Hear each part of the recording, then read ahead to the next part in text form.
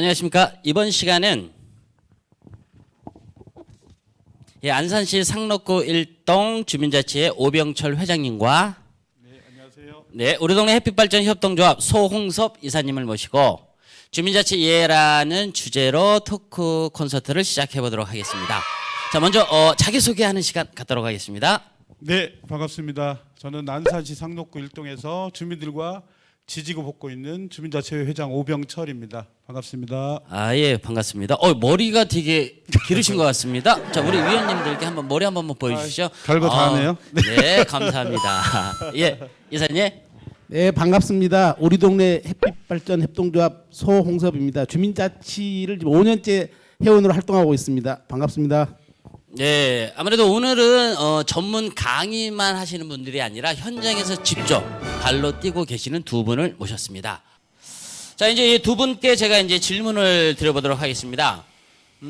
주민자치를 하다 보면 저희가 역량 강화 교육을 꼭 받게 돼 있습니다. 그래서 저도 한 2년 전에 강의를 듣다가 한 강사님이 이런 말씀을 하시더라고요. 이제는 정말 주민자치가 변해야 한다. 그러면서 역할에 대한 부분을 말씀하시더라고요. 이제는 봉사단체가 아닌 뭔가 플랫폼의 역할을 해야 된다. 그래서 주민자치가 정확히 그 마을에서 어떤 포지션을 가지고 활동하면 좋을지, 자, 먼저 우리 이사님 먼저 말씀 부탁드리겠습니다. 우리가 흔히 이제 그 자원봉사란 개념을 보면은 그 자발적으로 나오셔가지고 무보수 명예직이다. 그래서 그 취약계층 중심에 이게 도움을 주는 그 일들을 이제 주로 하는데, 주민자치 같은 경우는 마을의 의제를 발굴하고 또 자원봉사 기능도 있지만은 그 실행할 수 있는 그런 공간 속에서 이렇게 여러 가지 그 회의를 진행하고 또 행정과 협력하는 그런 것들을 같이 가는 겁니다. 그러니까 우리가 그냥 흔히 주민자치위원 왜 하려고 하냐고 그냥 자원봉사로 왔다 그러면은 그거는 과거에 그냥 몸으로 최선을 다해 봉사하는 거고, 지금은 약간의 기획력도 있고 아이디어도 있고 평소 우리 마을에 담아두었던 자기 생각들을 그 같이 풀어내면서 주민자치에서 풀어내면서 마을의 변화를 함께 하는 과정의 그 역할들이 지금 주민자치위원회 역할입니다. 주민자치의 역할입니다. 그렇게 된다면 이 주민자치 쪽으로 정말 역량 있는 인재들이 많이 들어오는 인재 플랫폼 역할을 하면 된다고 제가 이해를 하면 되겠습니까? 네, 추가로 얘기하면은 흔히 이제 마을에 많은 지능단체가 있고 단체들이 많이 있습니다. 근데 우리가 이렇게 냉정하게 보면은 주민자치회가 이 새로운 인재가 들어오는 유입 통로가 됩니다. 이게 뭐냐면은 다양성 있는 사람들이 오고 연령별, 성별, 그리고 개인 단체별 사람들이 들어와서 마을에 녹아 들어가서 이렇게 일을 하게 되고, 그 일 속에서 그 마을이 변화를 또 이렇게 도모하는 새로운 에너지원을 발굴합니다. 전문가들도 올 수도 있고. 그래서 지금 주민자치회가 확대 재생산되고 선순환으로 갈 수 있는 것들은 지금 주민자치 회원들이 새로운 사람이 왔을 때 따스하게 받아들이고 그분들과 소통하고 또 그분들이 갖고 있는 자질과 전문성과 다양성을 이렇게 그 객관적으로 보면서 마을을 위해 소중하게 쓸 자산으로 생각하면은 주민자치회는 앞으로 계속 발전되고 또 우리 마을도 함께 유쾌하고 즐거운 공간으로 바뀔 것으로 생각됩니다. 현재 우리 주민자치의 위상이 어떤지 우리 회장님께서 좀 말씀 좀 주시겠습니까? 네, 그 과거에 그 동정자문위원회라는 게 있었어요. 이것은 이제 주민자치위원회가 생기기 전의 일인데요. 그 행정에서 주민들의 의견을 듣는 통로로 동정자문위원회라는 걸 구성을 했습니다. 그런데 이분들의 역할은 그야말로 자문을 하는 역할이에요. 그런데 이분들이 이제 주민자치위원회가 생기면서 동정자문위원회가 해산이 됐어요. 해소가 됐습니다. 그리고 주민자치위원회가 생겼고요. 지금 뭐 주민자치위원회를 하는 화성에도 15곳 정도 되겠네요. 16곳 정도 그 주민자치위원회를 하고 있고, 이제 주민자치위원회가 이제 해소가 될 겁니다. 이제 주민자치회로 바뀌겠죠. 근데 주민자치위원회와 주민자치회의 차이점은 권한에 있고 없고의 차이입니다. 사실은 주민자치위원회가, 저도 주민자치위원회 활동을 하면서 정말 열심히 마을 일을 했고요. 그때 저희가 전국 주민자치 박람회에서 대상도 받았어요. 굉장히 저희들 성과를 냈다고 하는데 굉장히 공허한 것들이 있어요. 예를 들어서 저희가 전 이제 제 개인적으로는 제가 백인 합창단이라는 합창단을 저희가 만들어서 운영을 하고 있는데 여기에서 이제 공연을 하면 이제 저희들이 이제 꽃다발 없는 음악회라고 그래서 꽃다발을 안 가지고 하는 공연을 해요. 그런데 이제 저희가 이제 그 꽃다발 대신에 오시는 분들이 이제 십시일반 이렇게 모금을 해주시는 거거든요. 그런데 이 모금을 하면 주민자치위원회는 이 모금을 한 그 기금을 10원이라도 건들면 안 돼요. 권한이 없는 거예요. 주민자치위원회는. 그런데 주민자치위원회는 이제 그걸 탁 모아서 마을을 위해서 활용할 수도 있고요. 수익 사업도 할 수 있고 뭐 법인도 만들 수 있고 회사도 만들 수가 있습니다. 그래서 하여튼 그래서 저희는 이제 주민자치위원회에서 그걸 이제 마을 기금이라고 해서 모았는데 그걸 이제 어느 모금 단체에다가 기부를 하고 거기에서 이제 저희들한테 또 지정 기부를 또 하는 거예요. 그래서 7%인가를 떼고 굉장히 복잡하죠. 정말로 지금 생각해봐도 주민자치위원회는 뭐 특별하게 마을에서 하는 역할이 별로 없어요. 그냥 뭐 주민센터 프로그램 운영하는 정도 내지는 자문 정도. 동장님이 이런 걸로 하면 어떨까요? 그러면 거기에 대해서 만약에 주민들이 우리 이렇게 했으면 좋겠어요. 그래도 거기에 대해서 행정이 반대를 하면 할 수도 없는 구조예요. 제가 아까도 말씀드렸지만 이제는 이제 권한이 생기니까 권한이 생기는 만큼 이제 위상도 올라가는 거 맞죠. 그런데 이제 거기에 맞게 우리가 이제 어느 정도는 역할을 해줘야 되는 거예요. 그러니까 우리가 거기에 기량이 따라가지 못하고 그런 권한만 얻게 되면 또 다른 불씨. 아까 연극을 보면서 그랬잖아요. 갈등은 어디나 다 있습니다. 그런데 이 갈등을 바라보는 시선, 계속 그 갈등만 가지고 우리가 이야기를 하면 그 갈등은 끝이 없어요. 그런데 아까 그 이장님 그러시잖아요. 가로등 100개 심어줄 테니까 편하게 뛰어놀거라 이렇게 말씀하셨잖아요. 그러니까 어느 순간에는 서로 갈등 안에서 서로 화합을 하고 협치를 하는 구조를 만들어야 되고요. 그런 면에서 주민자치회는 이제는 엄청난 권한만큼 열심히 공부도 해야 된다 이런 생각이 듭니다. 이제 기본적으로 회의를 분과회의, 임원진회의, 원래회의를 하게 돼 있는데 그러니까 어떻게 하면 이 회의를 효율적으로 또 1시간 안에 끝낼 수 있는지 그 이사님 말씀 좀 주시겠습니까? 회의를 잘하는 방법. 제가 분과장을 한 4년 정도 하다 보니까요. 먼저 분과 회의를 진행하면서 이렇게 마을 의제를 발굴하고 다양한 의견을 들었습니다. 그 의견을 갖고 임원진 회의로 가거든요. 임원진 회의 가면은 그쪽에서 숙의되거나 숙성되지 않는 의견들은 약간 좀 접어두고 그 안건으로 올릴 때는 그 난상 토론이 되는 부분들은 피합니다.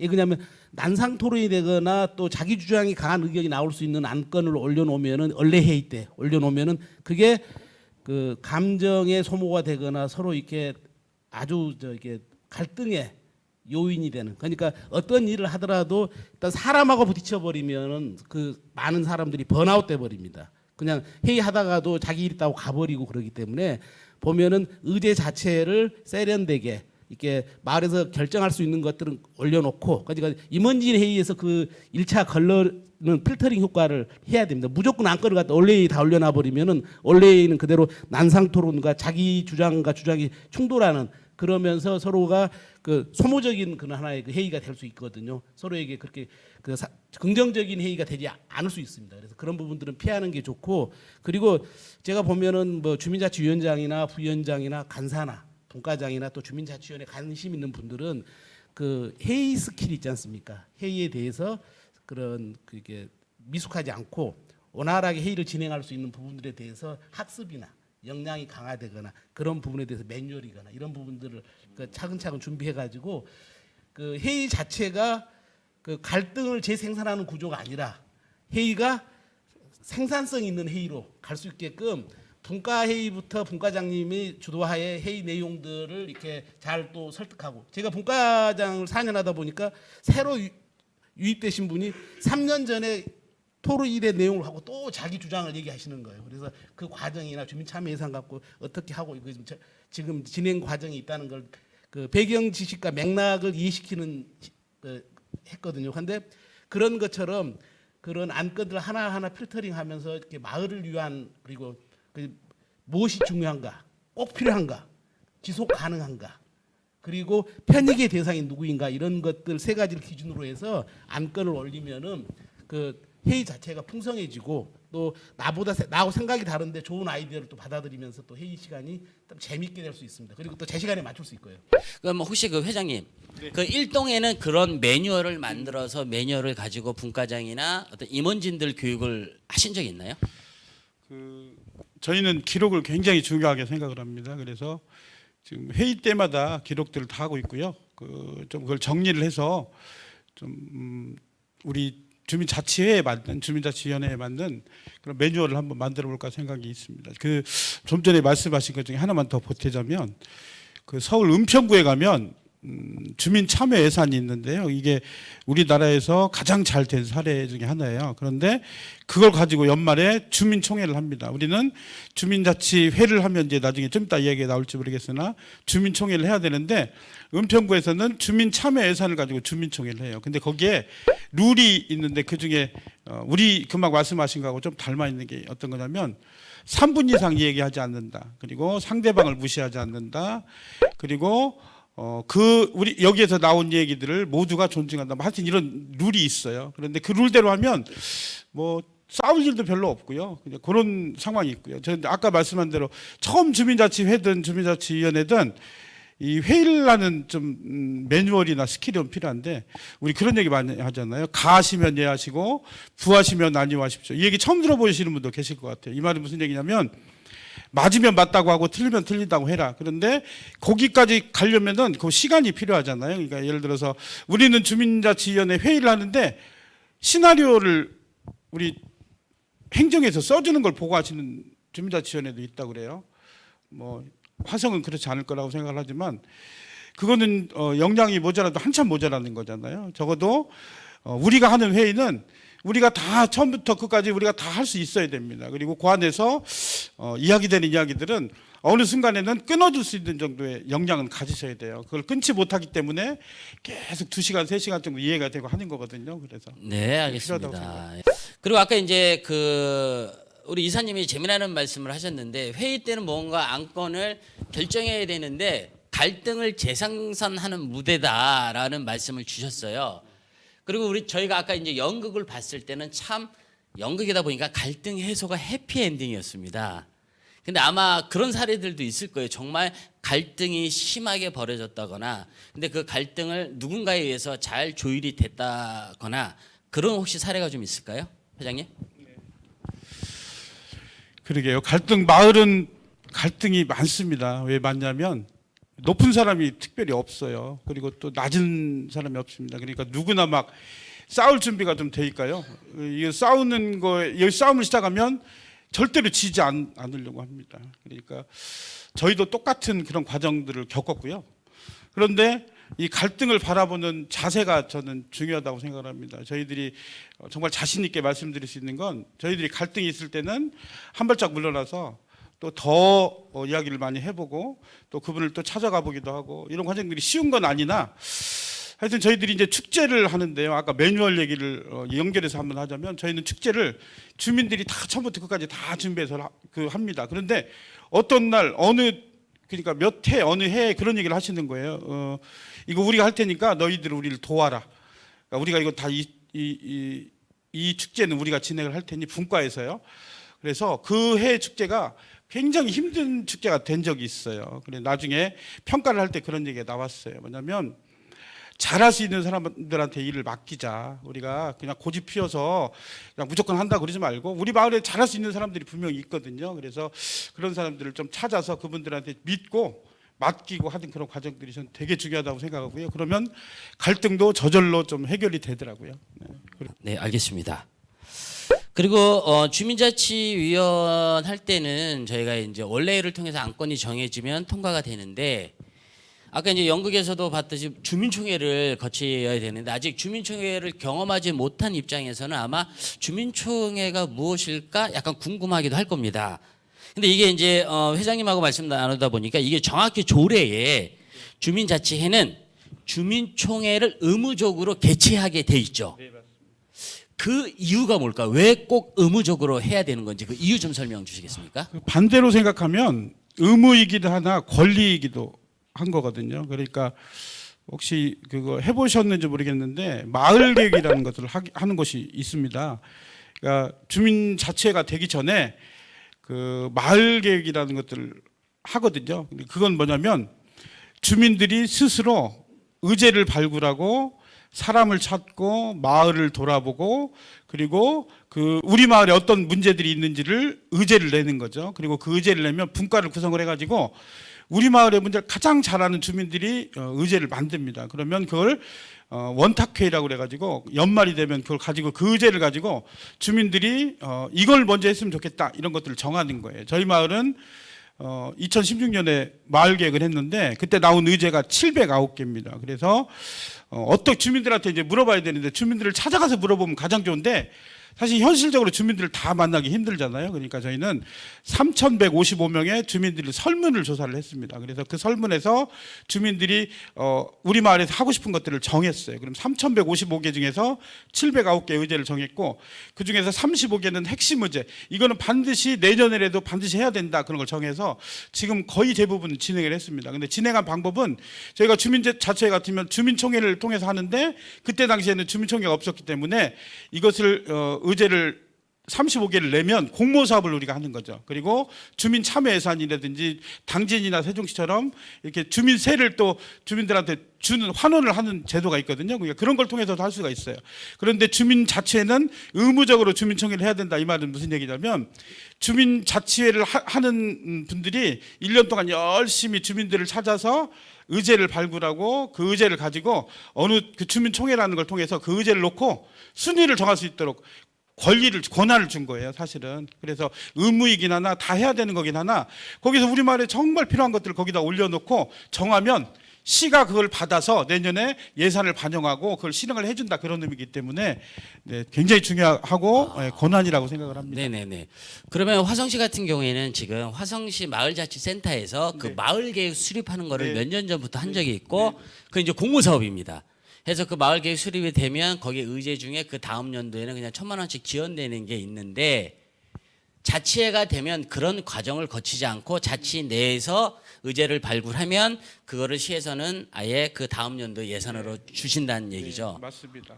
정말 그렇게 되면 이제 주민자치 위상이 굉장히 더 커지고 중요할 것 같습니다. 네, 그렇습니다. 네, 알겠습니다. 화성시도 12개 지역에서 이제 시범 주민자치회를 하고 있는데 저는 이 시범이라는 단어를 들으면 저희가 이제 프로야구가 시작되기 전에 시범 경기를 합니다. 그래서 우리 선수들이 얼마큼 몸 상태가 어떤지 근데 전혀 성적에는 반영이 되지 않습니다. 그러면 왜 꼭 앞에 시범이라는 주민자치회 시범이라는 단어가 들어갔는지 자 이거는 우리 이사님 한번 말씀 주시겠습니까? 우리 뭐 시범 경기 같은 경우는 그 결과를 뭐 기록에 반영되지도 않고 해도 그만 안 해도 그만일 정도로 무의미할 수 있지만 선수들의 컨디션과 역량을 강화하고 또 한 해 전지훈련하면서 갈고 닦았던 능력들을 펼치면서 본 게임에서는 제대로 실력 발휘하기 위한 하나의 과정입니다. 그런데 우리 주민자치위원회 같은 경우는 지금 이 인큐베이팅 과정 자체가 주민자치회로 가기 위한 그 역량과 전문성 강화와 또 그 패러다임 자체가 바뀌는 거 아닙니까? 역할과 권한이 주어지는 그런 과정이기 때문에 한 분 한 분들이 주민자치위원회 때 생각을 이렇게 버리시고 주민자치회는 우리가 우리 마을에 주도적으로 일을 끌고 갈 수 있다는 것들을 이렇게 말씀드리고 싶고요. 제가 하나 더 추가하면 주민 참여 예산 관련돼서 많은 분들이 그 새롭게 준비하고 왔는데 제가 2년 정도 그 회의 회장을 맡으면서 행정에다 보냈더니 거의 뭐 2-3달 동안 그 하고 보냈더니 가불가 이렇게 성의 없이 오더라고요. 그래서 그 해당 과, 뭐 대중교통과나 뭐 여러 녹지과나 공원과나 모든 과 실무자를 만나러 다녔습니다. 만나서 왜 이게 안 되는가? 그럼 시에서는 어떤 걸 갖고 있는 건가? 그런 부분들을 팩트 체크하고 확인하고 그걸 피드백해서 우리 그 한 3개월 동안 주민참여예산으로 고생했던 그 마을 그 구성원들에게 설명을 해줬습니다. 근데 우리가 그 행정을 하고 이렇게 부딪히는 면도 있지만 그 행정을 알아서 활용하고 마을의 이익이 될 수 있도록 그 노력들 부분도 많이 그 생각을 해야 됩니다. 흔히 말해서 그 우리 얘기하듯이 일머리가 있어야 된다고 하지 않습니까? 갈등이 아니라 주민 참여 예산도 우리 마을에 쓰면은 아주 장기적으로도 끌어올 수 있고 단기적으로 해결할 수 있는 것도 있습니다. 이런 부분들은 그 지혜로 그 마을의 그 실무를 맡거나 주민자치회장님, 그 위원장님이나 이런 분들이 참여 예산 갖고 긴 시간 수기하고 토의했는데 그 내용이 피드백이 왔을 때 가불가로 이렇게 오거나 부분 가능 이런 식으로 왔을 때 단순히 안 되네 뭐 조금 되네 이게 아니라 직접 해당 그 행정하고 소통하고 해당 부서와 소통해서 그 결과를 피드백을 받으시면서 구성원들에게 꼭 그 결과를 알려주는 배경 지식과 맥락을 이해시킬 수 있는 그 노력이 꼭 필요합니다. 네, 알겠습니다. 그러면 주민 참여 예산도 많이 활용을 하면 좋다라는 말씀인 것 같고요.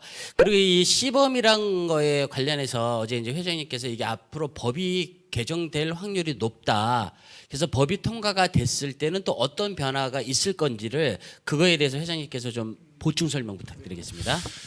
그 시범이라는 건 아까 말씀한 대로 해도 크게 그러니까 우리가 느낄 때 크게 와닿는 게 없고요.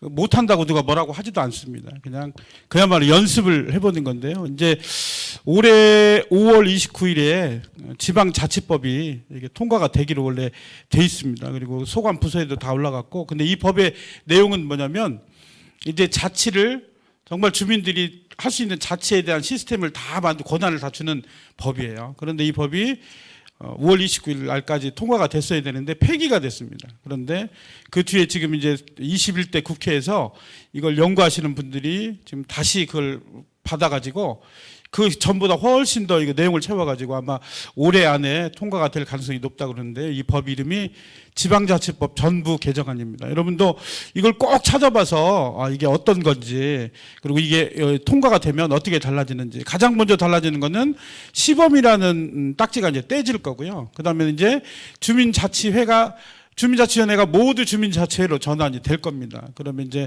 그 안에서 이제 우리가 지금까지 말했던 자치를 이제 하게 될 텐데요. 근데 그 안에는 이제 많은 이제 또 예산도 반영이 될 테고.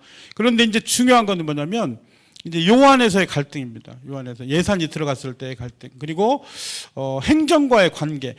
저도 이제 그런 얘기를 많이 들어요. 그러니까 행정에 계신 분들은 주민들이 권한이 생기면 이거를 좀 행정하고 좀 이렇게 조화를 이루어가면서 하면 좋을 텐데 그런 걱정을 하세요. 근데 사실은 주민자치회가 잘 된다는 것은 역할이 달라진다는 얘기거든요. 주민자치회도 저희 경험으로 보면 주민자치회를 저희는 열심히 하고 행정은 이걸 도와주는 그런 시스템, 이건 굉장히 좋은 시스템인데 그걸 좀 권한을 잘못 이해하시는 분들은 이건 우리가 이걸 전권을 가지고 해야 된다 이런 생각을 가지고 계신 것 같아요. 그래서 앞으로는 거기에 맞게 주민자치법, 그러니까 지방자치법이 통과되는 거에 맞춰서 우리도 거기에 맞게 우리의 권한에 맞는 그런 데 역할들도 잘 만들어내야 된다. 이건 되게 중요하다는 생각이 듭니다. 저희가 보통 이제 주민자치위원회 할 때는 아무래도 이제 공모사업 같은 걸 많이 따잖아요. 근데 주민자치회가 된다면 그 사업을 어느 정도 결정했으면 공모사업이 아닌 예산이 다른 쪽에서 들어오나요?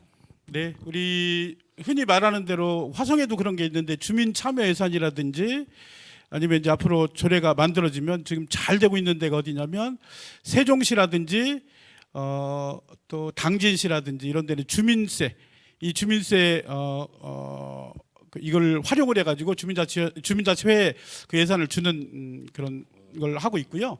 그리고 이제 아까 말씀한 대로 우리가 주민자치회에서 결정한 것들은 내년에 이제 시가 이걸 받아서 그러니까 예산을 반영을 해주고요. 그리고 그걸 통해서 우리가 낸 의견들이 반영이 되는 거죠. 그런 과정입니다. 그리고 우리 이사님께서 추가 보충으로 말씀을 설명을 드린다고 합니다. 주민총회를 하시려면은 먼저 TF팀을 구성하셔야 됩니다. TF팀을 구성하시는데 분과별로 2인에서 3인이 참여해가지고 전체 컨트롤 타워 역할을 하시고 설문지 부분도 이렇게 홍보가 되고 현수막 또 지역의 톡방이나 밴드로 해서 웹자보나 이렇게 또 만들어서 이렇게 알려주고 그리고 또 포스터 버스 타는 데나 교통편이 있는데 또 알리는 방법이 있고 그리고 이 부분들이 또 함께 가야 될 부분이 뭐냐면은 설문지 조사에서 온 의제를 분류해서 그 부분들을 마을 의제로 분과회의로 넘어와야 됩니다. 각 분과에서 마을 수다를 진행하면은 그 분과위원들이 그 순위를 정해서 이렇게 그 회의를 마무리하면은 그 부분들이 또 이렇게 전체 총회로 가기 전에 이게 저 취합이 됩니다. 주민자치 취합이 되기 때문에 그런 절차가 필요하고, 특히 현장 투표 같은 경우는 뭐 행정복지센터나 그리고 뭐 그 지역에 가장 많이 있는 분들이 있는 공원, 그 다양한 부분들, 그리고 또 마트 앞이나 그 은행, 농협이나 이런 데 앞에서 실시하시면 되고, 특히 또 현장 투표 오신 분들이 우리하고 상관없는 의제지만 자기들의 의견들을 주는 경우 있어요. 그런 부분들을 꼼꼼히 메모해가지고 또 현장의 소리를 그날 취합하다 보면은 그 내용들이 상당히 풍성해지고, 그렇게 순서를 정하는 부분들이 필요합니다. 그리고 또 그 속에서 또 참여 예산과 중첩되는 것들은 별도로 해서 하시면 될 겁니다. 그리고 좀 준비를 치밀하게 하시면 그 과정에서 주민자치위원회나 주민자치회 회원끼리 그 상당히 보면은 팀워크도 생기고 서로를 알아가는 과정이 되고, 그 주민자치위원회의 역량도 강화되는, 그리고 마을과 함께 호흡하는 그런 학습의 공간이 될 수 있습니다. 그런 기회가 모든 그 화성시 그 주민자치회나 주민자치위원회에서 그런 경험을 했으면 합니다. 아, 예, 알겠습니다. 그러면 의제를 선정하는 과정부터 주민들이 참여할 수 있는 거고, 저도 예전에 그 제가 병적 이동 살 때 이 집하고 횡단보도가 있었으면 좋겠다, 그러니까 불편한 사항이 있었는데 그거를 어디다 이야기할지를 모르겠더라고요. 그 이제는 그런 거를 주민자치회에 이야기하면 이렇게 충분히 거기서 이제 안건으로 다뤄질 수 있다는 얘기네요. 네. 그래서 듣다 보면 이 주민총회를 통해서 의제가 발굴이 되고 그 사업이 되다 보면 그 과정 자체가 정말 우리 풀뿌리 민주주의의 가장 기초 단계고 완성이 될 것 같습니다. 화성에 대해서 정말 많이 아시더라고요. 그래서 어떻게 보면 저희보다 더 화성에 대한 공부를 좀 많이 하시더라고요. 그래서 그러면서 말씀을 하시더라고요. 화성은 정말로 발전 가능성이 높은 지역이다. 그래서 그 부분과 같이 우리 화성시가 어떻게 하면 더 발전할 수 있는지, 예, 마지막 말씀 부탁드리겠습니다.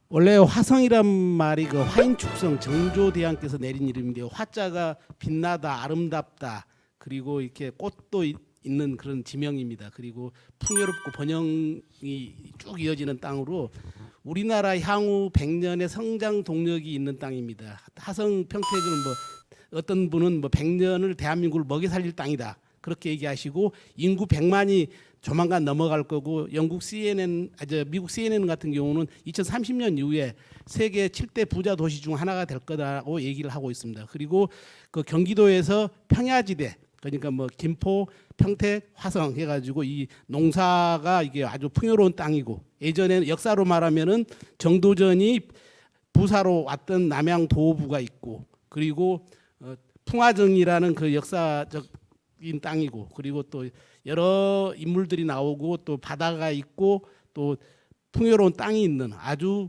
미래가 탄탄대로인, 그리고 화성 시민들이 자부심을 갖고 살 수 있는 아주 소중한 땅입니다. 여러분들 항상 힘내시고, 이번 그 주민자치회가 더 활성화되면서 화성이 한 단계 업그레이드되는 더 발전하는 도시가 되었으면 바랍니다. 화성시 화이팅!